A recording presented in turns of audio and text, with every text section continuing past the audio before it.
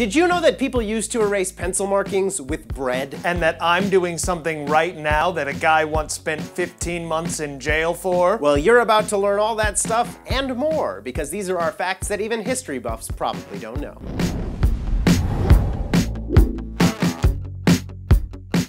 Morano of Italy is literally 1 in 7 billion. Born November 29, 1899, she's the last living person born in the 19th century. She was born before the Wright brothers flew, before the world population passed 2 billion, and before there was such a thing as a teddy bear. She's 117 friggin' years old. She attributes her longevity to eating eggs and thinking positively about the future. Also to being single. I love eggs and loneliness. I'm gonna live forever! Who do you think the most successful pirate in history was? Somebody on LimeWire. Nope, it was a Chinese prostitute named Ching. On LimeWire? No. Ching was a prostitute who got captured by pirates. Then she married one, and slowly gamed her way to the top, until she commanded a fleet of ships that would outnumber most navies today. Her red flag fleet was never defeated. When China offered amnesty to pirates, she retired with her stolen goods and opened a gambling house. There's a Japanese tradition that the first dream of the year will come true. My first dream of the year is always that I'm hungover, and it usually comes true. In 19th century Holland, Protestants and Catholics weren't exactly friends, and neither church would allow members of the other church to be buried in their cemeteries. But one couple, a Protestant man and a Catholic woman, didn't let that stop them from memorializing their love. They turned their graves on adjacent burial plots into this monument, 2 hands reaching over the wall of ideology that divides them. You okay there, buddy?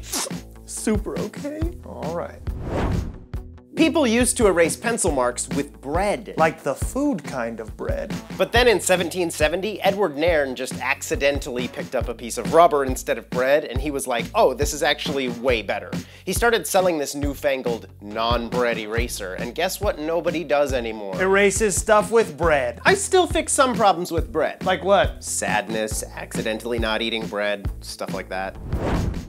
In 1965, a 2,000-year-old jar was discovered in Israel, and it contained 2,000-year-old seeds. They grew into a tree that had been extinct for more than 1,800 years. It's like a version of Jurassic Park where the dinosaurs are trees and there's only one kind of dinosaur and nothing happens. The Egyptians had a lot of gods, and somebody had to name them, right? Well, whoever that was had a big job, because there are more than 1,500 Egyptian gods known to historians today. The sky god of infinity, eternity, and endlessness has a really good name, though.